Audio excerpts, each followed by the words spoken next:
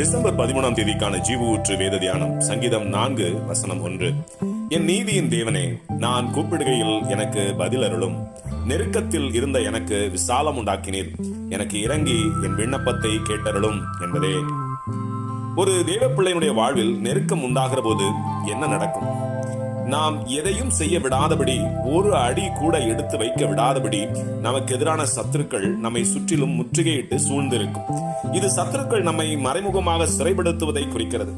சத்துருக்களினால் உண்டாகும் நெருக்கங்கள் நாளுக்கு நாள் கூடிக்கொண்டே போகும். நெருக்கங்கள் அதிகரிக்க அதிகரிக்க வார்த்தையால் விவரிக்க இயலாத மன அழுத்தத்திற்குள்ளாக நேரிடும். அடுத்து என்ன செய்வதென்று தெரியாமல் குழப்பம் உண்டாகும். துக்கம் தொண்டையை அடைக்கும். சரி, சத்துருக்கள் நம்மை சூழ முற்றுகையிட்டு நெருக்க காரணம் என்னவென்று பார்த்தால், நாம் நம்முடைய நம்பிக்கையை கைவிட்டு மன உறுதியை, விசுவாசத்தை இழந்தவர்களாக நம் சத்துருக்கள் முன் மண்டியிட செய்ய வேண்டும் என்பதற்காகவே சத்துருக்கள் நம்மை நெருக்குகின்றன. இப்படிப்பட்ட சத்துருக்களின் நெருக்கத்தில் நாம் என்ன செய்ய வேண்டும்? நம்முடைய நெருக்கங்கள் மத்தியில் நாம் நம்முடைய இரட்சகரை நோக்கி பார்ப்பது ஒன்றே தீர்வாக இருக்கும். நாம் அவரை மாத்திரமே நோக்கி பார்க்க வேண்டும் என்பதற்காக கூட தேவன் சத்துருக்களால் உண்டாகும் நெருக்கங்களுக்கு நம்மை அனுமதிப்பார்.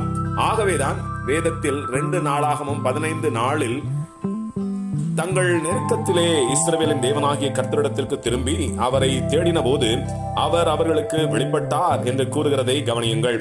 ஆம், நாம் நம்மை தாழ்த்தி கர்த்தரிடத்தில் நெருங்கி வருகிற போது நமக்கு எதிரான சத்துருக்களை நம்முடைய எல்லைகளை விட்டு காணாமல் போக பண்ணுவார். மேலும் சத்துருக்களால் குறுகி போயிருந்த நம்முடைய எல்லைகளை கர்த்தர் விசாலமாக்கி நம் எல்லைகளை பெரிதாக்குவார்.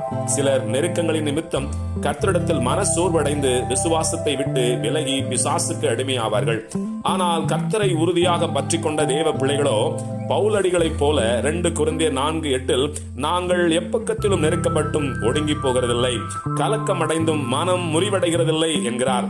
நாமும் கர்த்தருடைய கிருபையால் அவ்வாறே முழங்கி ஜெயம் எடுப்போம். ஆமேன். அல்லேலூயா.